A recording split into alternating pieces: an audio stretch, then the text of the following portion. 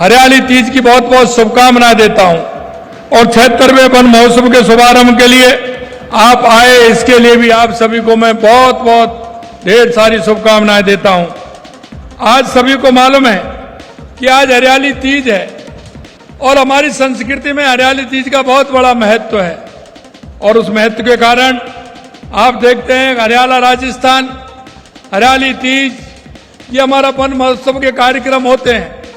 और यही नहीं मेरे भाई और बहनों, देश के यशस्वी प्रधानमंत्री नरेंद्र मोदी जी के नेतृत्व में हमारी सरकार लगातार सामाजिक सरोकार के कार्य करती है।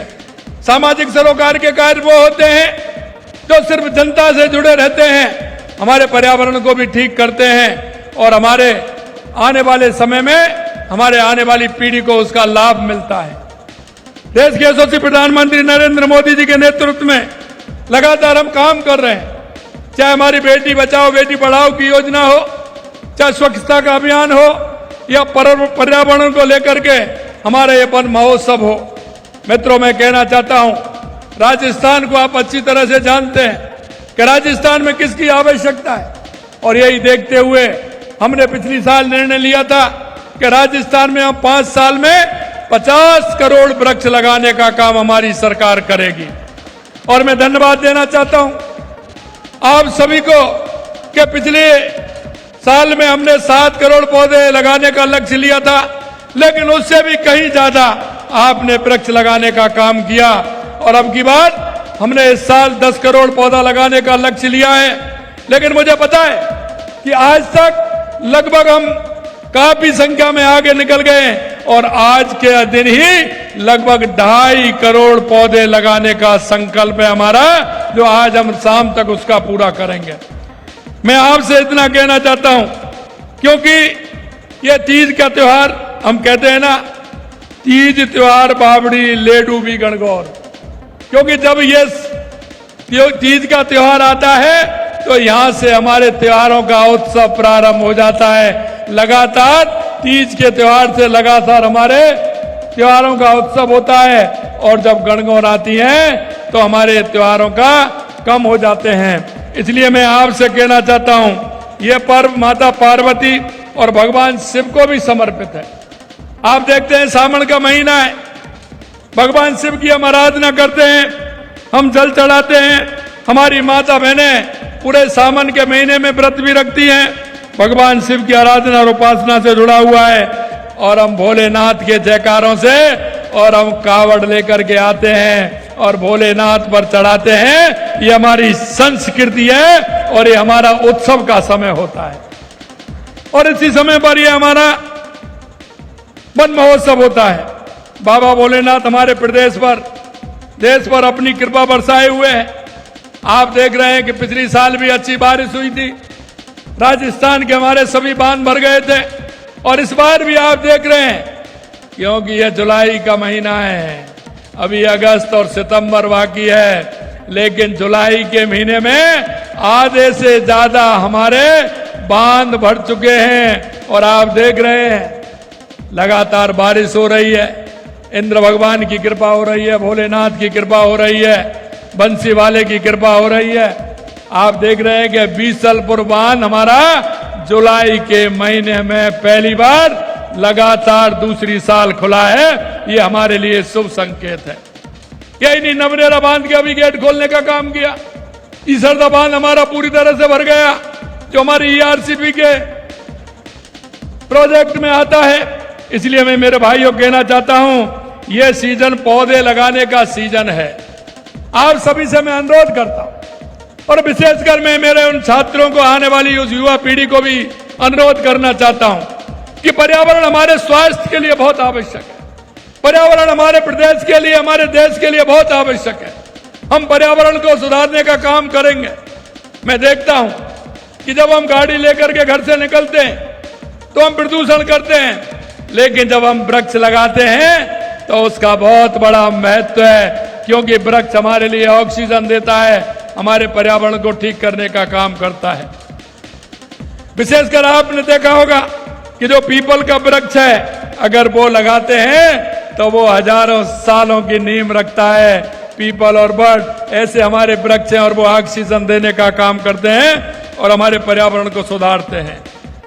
मित्रों, हमारे देश के यशस्वी प्रधानमंत्री नरेंद्र मोदी जी ने एक पेड़ मां के नाम अभियान लिया है। उसको प्रेरणा लेते हुए हमने हमारा राजस्थान हरा भरा राजस्थान बनाना है। हमारा ऐसा राजस्थान बनाना है कि हमारा पर्यावरण ठीक होगा तो अब इंद्र भगवान की भी कृपा होगी, बारिश अच्छी होगी, बारिश अच्छी होगी तो हमारी फसल भी अच्छी होगी, हमारा किसान भी खुशहाल होगा, हमारा मजदूर भी खुशहाल होगा और हमारा राजस्थान भी खुशहाल होगा। इसलिए मैं आप सभी से कहना चाहता हूं, एक पेड़ मां के नाम अवश्य लगाएं। और वो एक पेड़ ही नहीं, जहां आप जाएं वह मां के नाम से पेड़ लगाएं, क्योंकि हमको जब जाएंगे तो हमारी मां की ममता और हमारी मां की याद आएगी और मां की उस पेड़ की छाया में जब पशु पक्षी बैठेंगे, जब जन उसका आनंद लेगा तो आपके मन में भी यह बात आएगी कि मेरी माता के नाम से लगे हुए पौधे पर कितने पशु पक्षी, कितने को उसका फायदा हो रहा है और पर्यावरण में हम सहायक हो रहे हैं। मित्रों, मैं यही कहना चाहता हूं कि आज हम जो अभियान हमने लिया है 10 करोड़ पौधे लगाने का, निश्चित रूप से उसको हम पूरा करें और हम एक पेड़ मां के नाम अवश्य लगाएं। आप देखते हैं प्रधानमंत्री नरेंद्र मोदी जी के नेतृत्व में एक दशक में वन महोत्सव के विशेष काम हुए हैं और ये आते ही माननीय प्रधानमंत्री जी ने जो अभियान लिए हैं, चाहे वो स्वच्छता का अभियान हो, चाहे वो पर्यावरण को अभियान हो, एक पेड़ मां के नाम लगाने का, चाहे वो बेटी बचाओ बेटी पढ़ाओ का अभियान हो, ये अभियान ऐसे हैं जो सामाजिक सरोकार के कार्य हैं, जो समाज में उत्साह सृजन करने का काम ये अभियान करते हैं। मैं आपको कहूंगा, एक पेड़ मां के नाम नगर वन योजना, CAMPA fund, green India mission, राष्ट्रीय वन रोपण कार्यक्रम जैसे अन्य कई पहल इसमें ली गई हैं। प्रधानमंत्री जी ने अपनी हरित पहलों के माध्यम से क्लाइमेट चेंज और ग्लोबल वार्मिंग के खिलाफ लड़ाई भारत को अगुवा बनाने का काम किया है, जिससे हमारा क्लाइमेट ठीक प्रकार से हो, हमारा पर्यावरण ठीक प्रकार से हो। भारत ने फ्रांस के साथ इंटरनेशनल सोलर अलायंस बनाकर एक सूर्य एक दुनिया एक ग्रिड एक परियोजना की शुरुआत की है। बहुत सारे देश आज इस अलायंस के सदस्य बनकर उसमें सहयोग कर रहे हैं। ये देश के यशस्वी प्रधानमंत्री नरेंद्र मोदी जी की बहुत बड़ी पहल है। ये हमारे जीवन शैली, हमारी लाइफ को कितना सुरक्षित बनाता है, आने वाली पीढ़ी को कितना सुरक्षित बनाता है। इसलिए मैंने कहा है कि पर्यावरण के नाम से हमारे आने वाले विद्यार्थियों के चैप्टर में, किताब में पर्यावरण के महत्व को लेकर के कई उसमें ऐसी विषय वस्तु आनी चाहिए जिससे हमारे आने वाली पीढ़ी इस पर्यावरण को देख करके ठीक प्रकार से काम कर सके। मैं आपको इतना कहना चाहता हूं कि चैंपियन ऑफ अर्थ पुरस्कार से भी सम्मानित किया गया है। प्रधानमंत्री जी ने जलवायु परिवर्तन निपटने के लिए पंचामृत की सौगात भी दी है और मैं आपसे कहना चाहता हूं 2030 तक 500 गीगावाट अक्षय ऊर्जा उत्पादन, ऊर्जा की आधी जरूरत अक्षय ऊर्जा से पूरा करने का लक्ष्य भी हमने रखा है। मैं अंत में आपसे इतना कहना चाहता हूं, आज हम जगत गुरु रामानुजाचार्य राजस्थान संस्कृत विश्वविद्यालय परिसर में वन महोत्सव का शुभारंभ किया। इस अवसर पर ज्ञान की उपासना का यह केंद्र हमारी समृद्धि और संस्कृति देव भाषा संस्कृत को समर्पित है। आप जिस स्थान से कर रहे हैं, अगर आप देखेंगे हमारे पुराणों में, हमारे वेदों में हमारे पर्यावरण का कितना महत्व है और पर्यावरण के महत्व को समझते हुए हमें हमारा यह काम आगे बढ़ाना है। हमेशा वेदों और प्राचीन शास्त्रों के अध्ययन करने वाले भली बात जानते हैं कि हमारी संस्कृति ने हमेशा पर्यावरण की सुरक्षा के लिए काम किया है और हमने मनसा वाचा कर्मणा हमेशा पर्यावरण की नींव मजबूत की है। अभी आपने देखा, अतिथि आए थे तो उनको तुलसी माँ का एक पौधा देकर के उनका सम्मान किया। हम वृक्षों को पूजते हैं, हम पहाड़ों को पूजते हैं, हम प्रकृति को पूजते हैं। उसका कारण है कि प्रकृति हमारा संरक्षण करती है और ये हमारा पर्यावरण हमारा संरक्षण करता है, हमको सांसें देता है। आपने देखा, मैं 2 उदाहरण आपके सामने देना चाहता हूं। भगवान राम जब वनगमन हुआ था, श्री राम भगवान सीता माता लक्ष्मण जी गए थे, 14 वर्ष वन में काटे थे। 14 वर्ष वन में काटे थे, कंदमूल फल खा करके सब कुछ हमें ये देते हैं। अगर ये वन नहीं होते हमारे तो क्या होता? यही पांडवों ने 12 साल वन में काटे थे, उनकी भी उपासना थी। इसलिए मैं कहना चाहता हूं कि वनों का हमारे जीवन में बहुत बड़ा महत्व है और इस महत्व के कारण हम सभी को इसकी रक्षा करनी चाहिए और पर्यावरण को हमें ध्यान देना चाहिए। खास तौर पर मैं बताना चाहता हूं, हमारे पुराण में है, वो क्या है?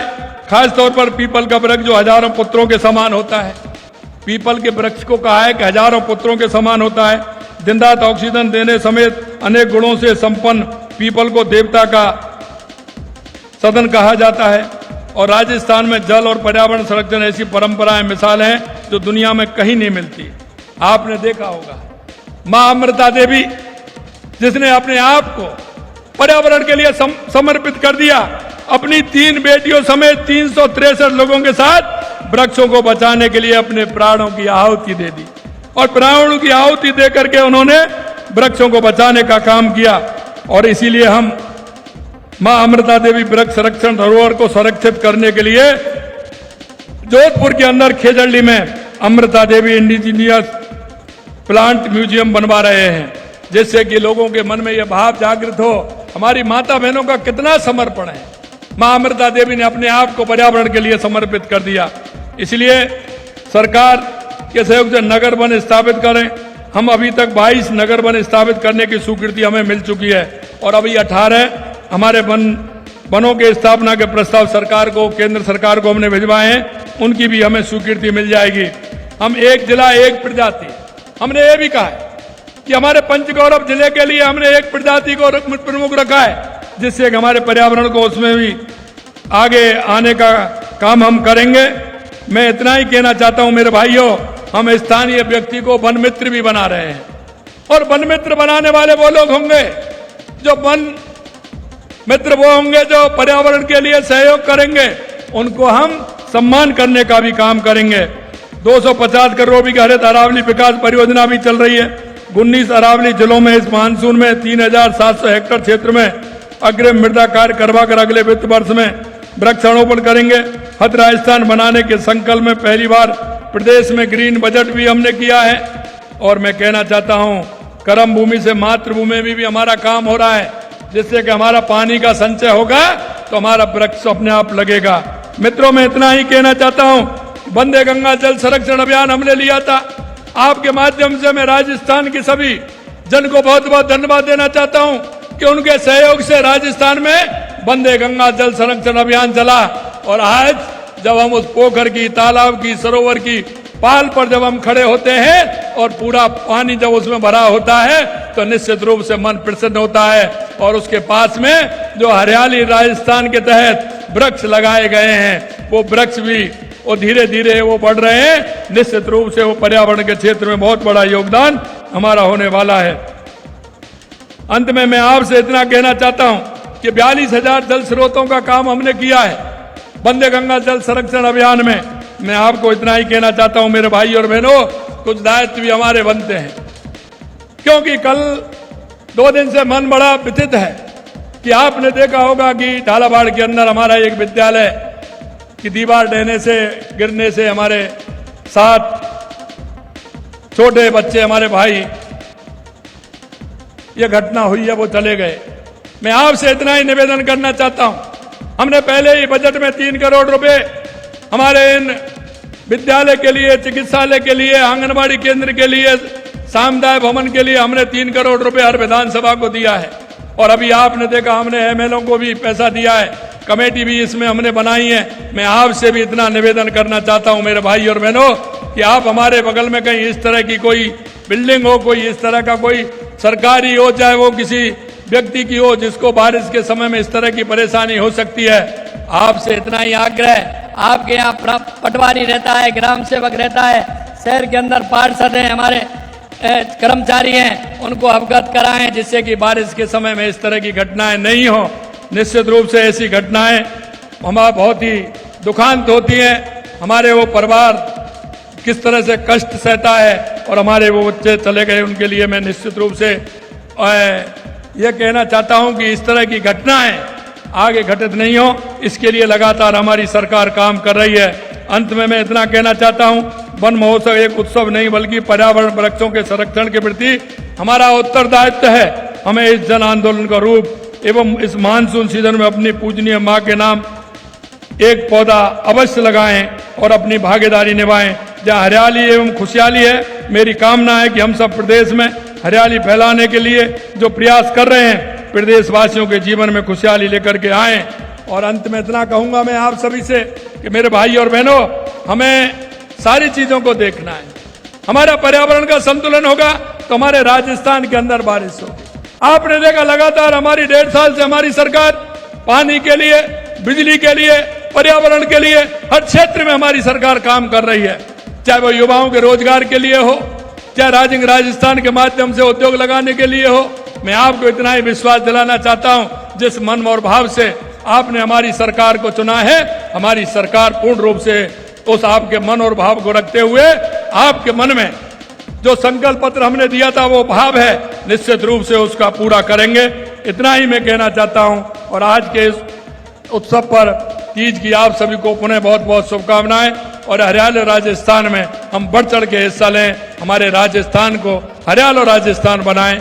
इसी शुभकामना के साथ आप सभी को बहुत बहुत धन्यवाद। जय हिंद, जय भारत, जय राजस्थान।